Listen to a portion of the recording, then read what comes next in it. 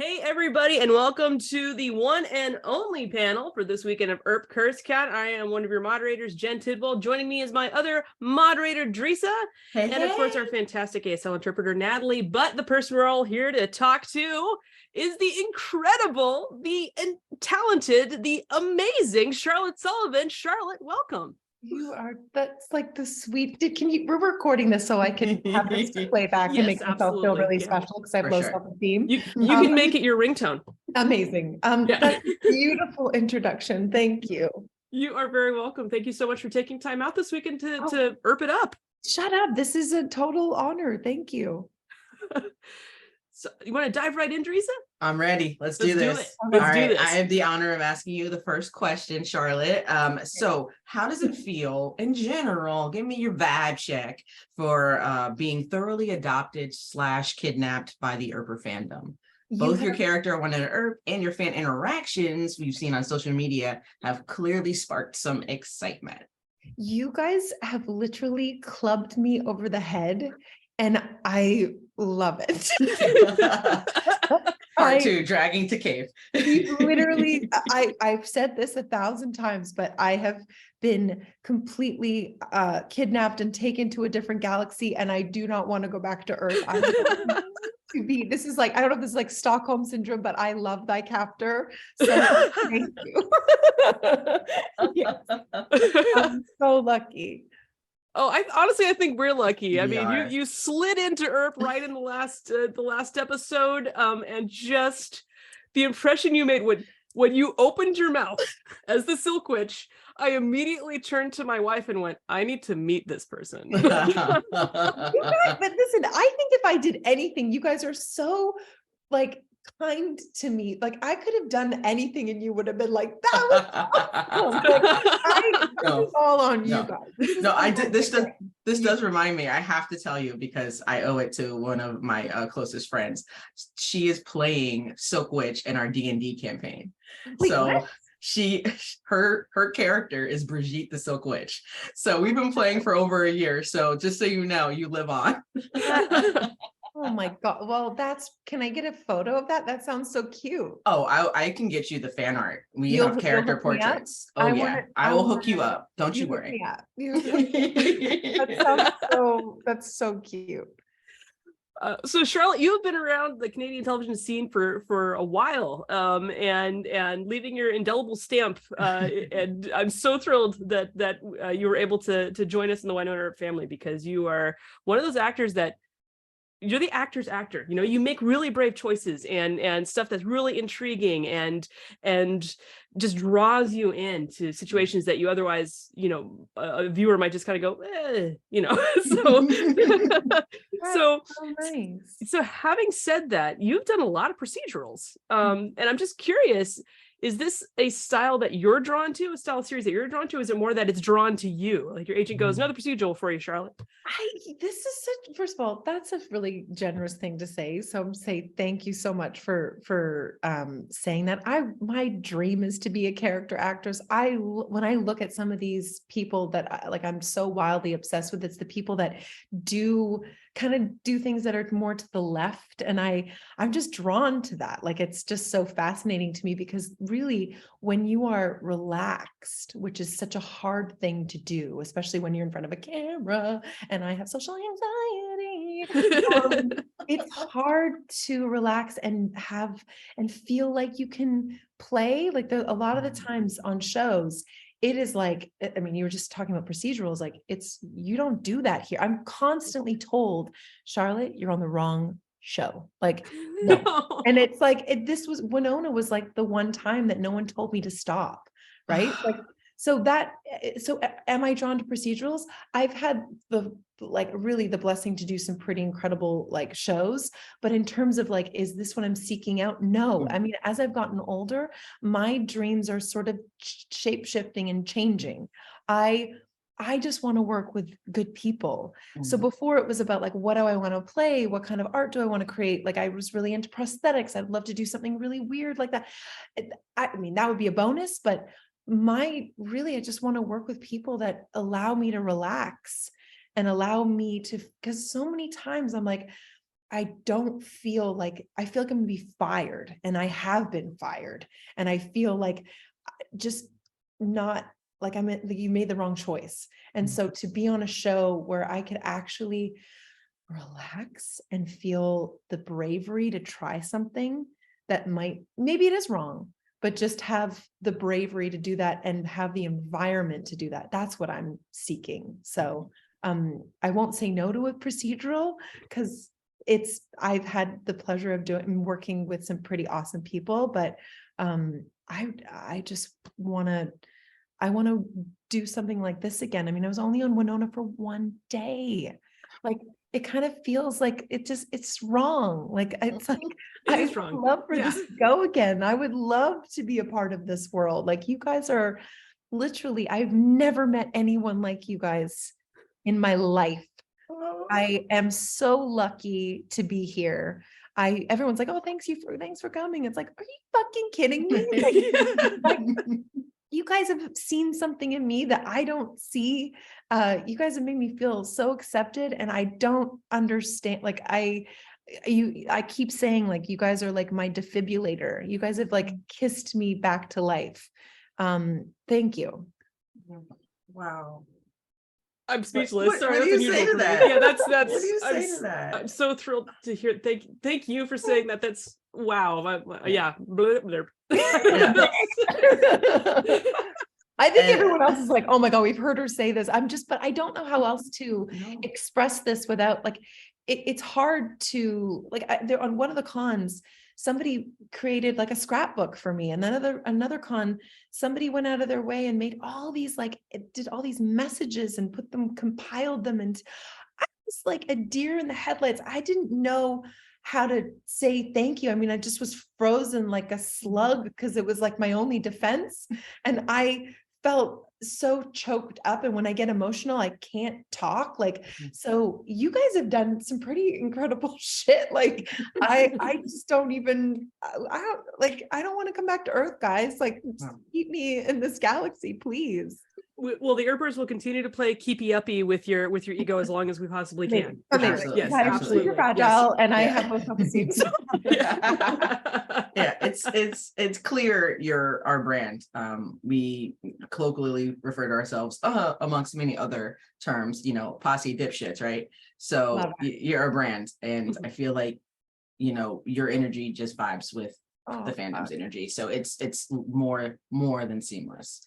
And another thing you have in common is something with our own Kat Burrell, Hallmark movies. Yes. You starred in, like, this is way before Earp. You starred in one of my favorite Hallmark movies, Two for the Win. And in it you play a ski instructor. So I have a question, and I know, like, there's Canadians watching, so feel free to lie. Do you prefer skiing, snowboarding, or did you trick me with your acting and hate both? I like lying down. They asked me before we started, they were like, this is exactly their wording. Cause I was like, I have to tell these motherfuckers the truth. Like, cause I don't know how to ski, but they said, have you skied? Okay. Oh, I have. Like, they didn't say, can you ski? So it's very like, I'm not lying. They asked me, have I skied? And this one particular moment, the guy that I was working with, he is like a pro skier. Okay. And I'm supposed to be his, like, Olympic level, like, coach. And this one take, he comes down, it's actually him. He comes down the mountain, and then he like snowplowed the camera, and like the snow went everywhere, and he looked like James Bond. And I was just like, and they're rolling. And I was like, yeah. The whole time, like, if you saw me, anytime you get movie and I'm like being pushed off screen, there's somebody ready to catch me. Like, they're always like, Charlotte's going off screen. I'm like, bye. And then, like, I would like fall. I'd be like, I would go into people's arms. So can I ski? No. But it was so much fun. It was literally the most fun I've one of the, like, highlights. It was such a, it was so joyful because nobody had worked. This was like all done in pandemic. And it was like most people's first time being around other humans. And it was the most joyful. I laughed so much on that movie. And you would kind of think, because it's Hallmark, like, I guess there's a certain particular formula and everything has to be really perfect, but there was something about stepping into this kind of saccharine world that I needed. It was 2020.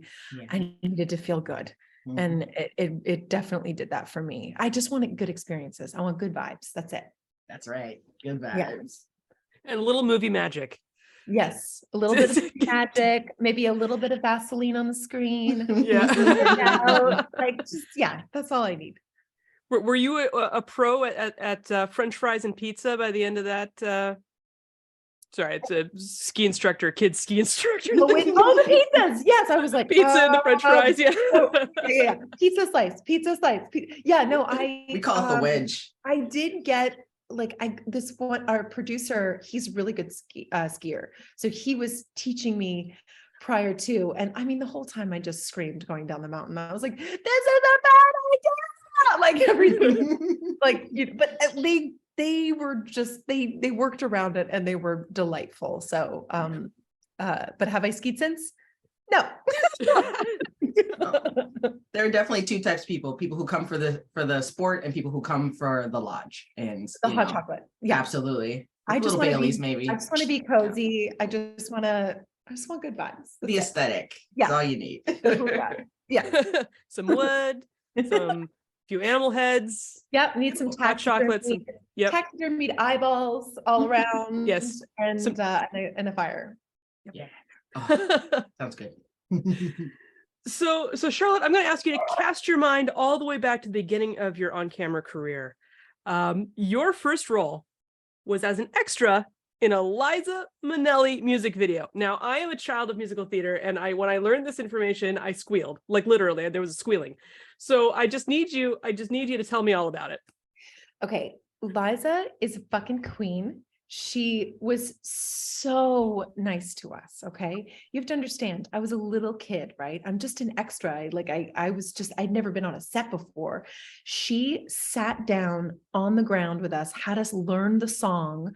She was dope as fuck. Like, was the kindest, most beautiful. Like, I can't believe that was like my first time being on a set was with this beautiful, I mean, she was like a sultan. I was so captivated by her. And she was, I guess she's real New York. She's a real artist. Like, it was a really fun, in some ways, I wish I didn't start off with that. I think I should have ended with Liza. You don't start there. And then you're like, at the beginning. It's going to be like this all the way. And then yeah, she was like so sweet. And then I don't know if you guys know, do you guys know the makeup artist Kevin Aucoin? He passed away years ago. He was the most talented. If you look him up, his art will blow your mind. I mean, he transforms people, or did. He passed away, but he did the makeup on the shoot. Like, to be surrounded by all these, I mean, they were incredible artists. Like, and that was just me as I was like 9 years old, and it was just answering an ad in the paper, and then all the proceeds for the whole song and everything went to the AIDS Foundation. It had such a good cause behind it. And I also got to miss school. So that's a bonus. And it was the coolest thing to do. And it was just me seeing this ad with my mom in the paper and going, oh my God, I want to do that. What a great story. And kudos to your mom for being like, okay, sweetie. Yeah. Right. I mean, I remember my brother, if it came as a package deal, my brother is so not into being on camera. He's like so he hates it. He's like allergic to it. And it was a package. If he came, then we could go. But if it was not just for me, they wanted it to be both of us. And so he was saying no. And I was like, I mean, I didn't know how to swear then, but in my own, like, Charlotte, you motherfucker, you better not ruin this for me. Like, you're going. I'll make your life a living hell. You will never know peace. Yeah. I'm sure it was, it was a different sort of translation, but the undercurrent was, I'm gonna cut a bitch if you don't go. You know, like, yeah. Is he older? He's older. And he's just nice. He's just so not into, he's the complete antithesis of, he does not want to be on camera. And yet he did. So that's nice. He did it for me. So thank you, Sean. I love you. He's not dead, but I just want to just hang it. Oh my God. Knocking on wood. He's just off camera right over there because right he doesn't want to be on camera. Does not want to be on camera. Yeah, okay. Yeah, makes sense. So my next question for you is a relationship to somebody we all, kind of like. Somebody called Melanie Scrofano. Oh yeah. That chick. Your chemistry with Mel was absolutely insane and such a joy to see. How did your turn as a Silk Witch compare to working together with Mel on Rookie Blue? I actually did not work with her on Rookie. I worked with her on a movie called Citizen Gangster. Okay. After, I think it was like, maybe I was still doing Rookie at the time, but you didn't have any scenes together. Okay. No, but I had scenes with her in this film. And that's where that's where our friendship started. And I got so lucky to be placed with her. It was just, we were really the only girls. And we just basically kind of glommed onto each other. We would go to we were in the middle of nowhere. We would they had one mall and everything shut down like at 5 o'clock, but we'd go to this, we had so many days off and we had no responsibilities. We had no kids at the time. So she and I would go to this mall and we would put like quarters and dollars into these massage chairs. And we would just we would just get massages. And this is how I got to know her. We went to the dollar store, bought outfits. We went to our hotels. We made videos. Like I have videos of us. We did like dance to Nicki Minaj. We had so much time on our hands. You have to understand. And so we did some weird shit out there. And she even filmed me without my consent. I'll have you know, I'm just saying.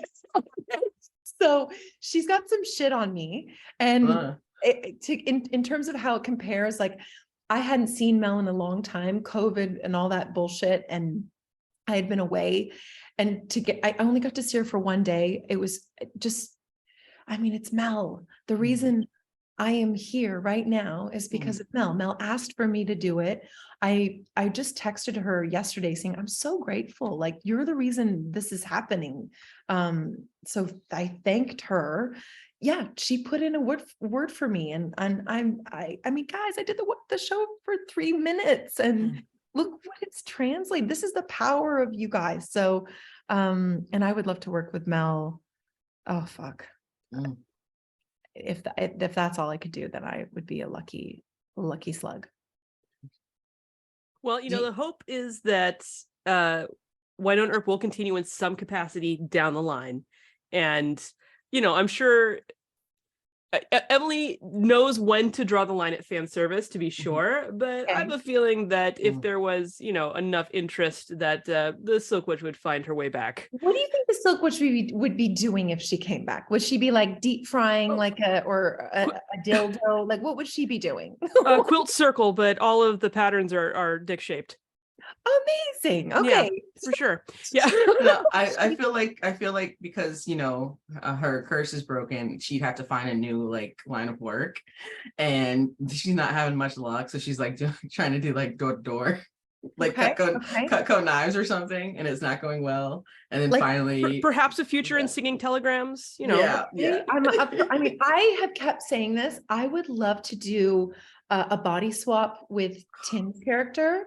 So I would like to be Doc Holliday, but in this body. And then I want him to be Silk Witch. And then I get to have my way with Wynonna. Do you know what I mean? Oh my God. You realize the entire fandom would die of a heart attack immediately. I would be on a motorcycle. Can you come on? I'm it would be so good. I hear everybody's brain simultaneously exploding. Also, the psychic impression of the rest of the Earper fandom.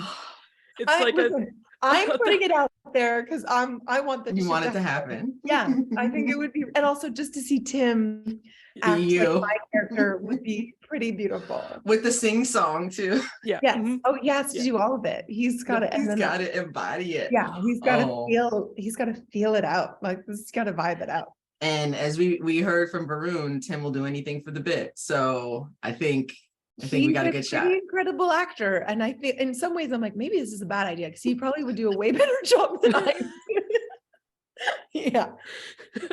but speaking of your turn as the Silk Witch on my own Earp, I think that your performance proves that you're an absolutely daring actor when given the road to run down. When you have that room to and the permission to get weird, you take that leap. And I love that. I'm a theatrical director, so I always tell my cast, like, listen, I want you to take it to the place that you think is too far, and then if I need to draw you back, I will.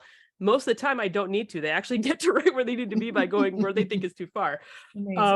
But given the opportunity to appear on stage, if you do stage work rather than on camera, do you have a dream role? Are there twists you'd like to bring to an established character or property? Had they ever done Back to the Future on the stage? Yes, there's a musical production of it in the UK right now. I mean, just like, could I be Christopher Lloyd?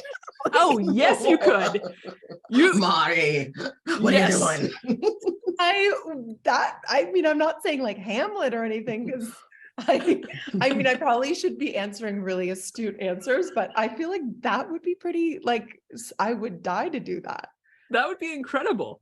Yeah, you should have your agent send your CV over to the casting director in feel London. Like you guys, you are magical creatures that I feel like if I say it out loud for some whatever, I don't know what like magic wands you have. Like I feel like if I say it to you guys, you'll make it happen. We're we're persistent. You're like Harry Potter, okay? Like you make it happen. So yeah, that's what I'm just. I don't even need to tell me you're more powerful. So there you go. Wingardium Christopher Lloyd's. I don't know. Yeah, Rauticus. Yeah, I would be down to do that. I don't know, but do you guys have idea? What would you guys want me to do? I'll do it. For me, I want you to do Mean Girls. Oh, like who would I be? Who would I? Elle, duh. Oh, but wouldn't I feel like I would love to be the Amy Poehler character. The mom. Oh, then want to be the mom, the try-hard mom? I feel like it would be really fun. Yeah, I mean, that's who, I guess are they doing that in New York right now? Is that happening? I don't know. I just that's all. I've never done theater. territory. I feel like I would projectile vomit at the mere thought of having to perform on stage in front of people. Like public speaking is not that's so interesting. So yeah. you feel like it would be a more difficult medium doing like live theater? Yes. Oh my gosh, I'd be terrified. I would be, be absolutely. I think it's all, as I talked about before, relaxing is like the biggest component for me because I have such high anxiety and it's just getting to relax. I shake a lot when I'm on set. I'm really nervous. And so a lot of the times I'm like trying to be silly and just trying, because I'm trying to get it out of my body, like, because it is actually kind of crippling. It's sort of devastating. And I've seen shows that I've done where I've been really like, I've lost my voice. And I mean that in the sense, every sense of the word is that I have lost my power. I've let all the network bullshit notes get to me because they're pretty blunt and they say pretty, if you really knew what some of the shit it's kind of horrific.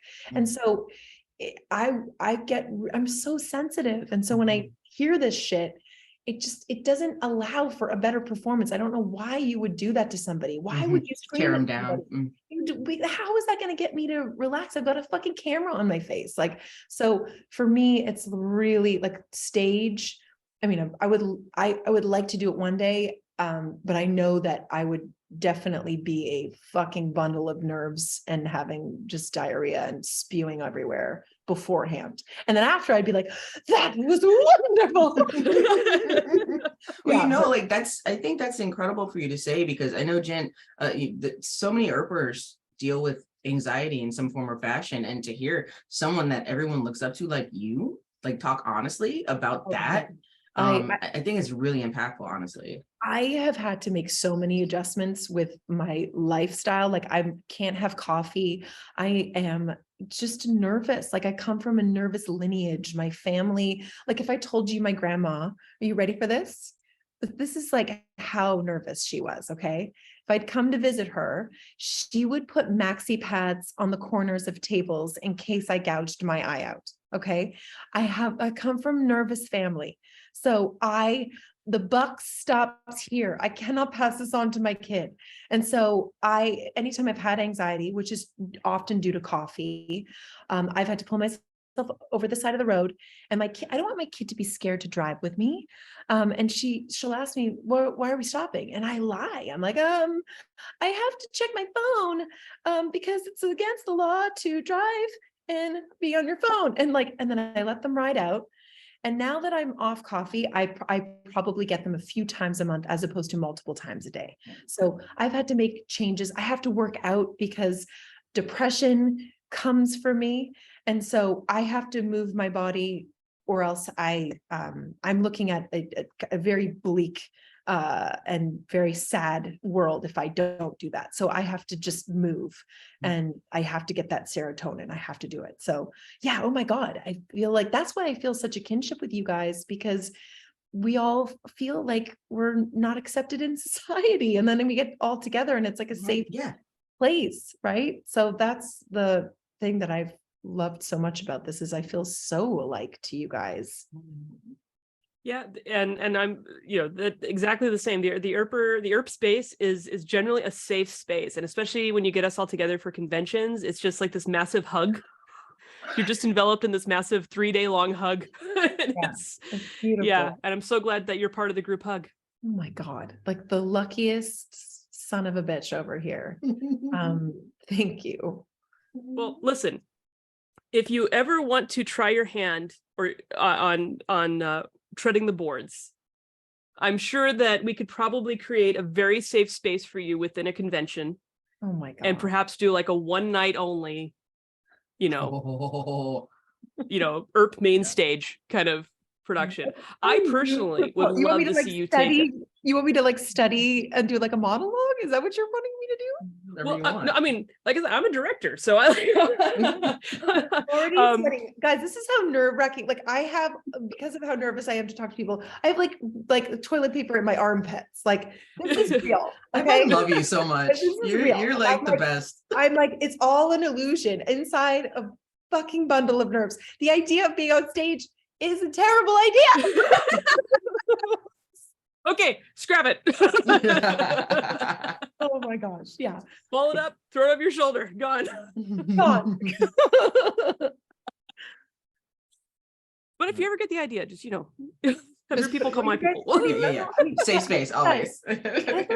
I've gone to Milan, I've gone to Scotland, I've gone to the UK. Like this year has been completely flipped on, like I've gone to another galaxy because of you guys. Like I never thought I'd be doing these things. And you guys have taken me, and I've got to meet so many awesome people that have blown my mind. It's super emotional for me. Like the cons it's such an exchange of love, and it's not like anything, not like anything I've ever experienced. I mean, I don't know how you get jaded about this shit. Like, this is not your normal fandom. So I have to say I am indebted to you guys. And I know that everyone's probably super bored of me talking and trying to express how I truly feel. This year was a weird one for me, and to have these little doses of you guys, I feel like literally the luckiest slut. And so thank you. and likewise. Likewise, we are also good. You guys feel incredibly lucky. I'm such a lucky slut. Yes, we're all sluts for Charlotte, I think. Beautiful. And for sure. so thrilled to have you on planet Earth. TM. Okay. There's your next t-shirt. There's your next t-shirt. There we go. Sluts for Charlotte. Yeah. I love it. Yeah. I love it. Oh. Well, I am so thrilled to have you as part of the Earper family, and I'm beyond delighted that we have lifted you up in such a way, and I cannot wait to see where you go next on this energy that we're building up behind you, because once you have Earpers, you've got Earpers for life. So we're here now. We're following your projects, everything you do going forward. We're with you. Listen, I know I've done some bad shit. I'm going to try to do better shit. Okay. So just have some patience. We don't look back. We only look forward. And we look forward to seeing whatever you do next, Charlotte. This has been an incredible chat. Thank you so much for taking time to talk with us today. Have a wonderful rest of the convention, and everybody keep on Earping. Thank you, guys. Thank you.